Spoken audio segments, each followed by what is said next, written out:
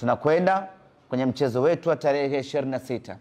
Ni marufuku shabiki yoyote kuwasha fireworks, kuwasha baruti, kuwasha mamoto yenye moshi.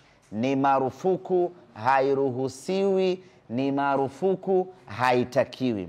Hairuhusiwi shabiki yoyote kuvamia uwanjani kwa maana ya pitch.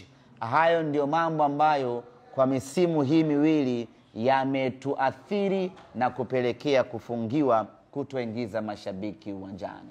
Kwa hiyo tuanze sisi wenyewe mashabiki kuangaliana majukwaani. Ukimwona mtu ana dhamira ya kuwasha mamoshi, tumkataze kwa pamoja.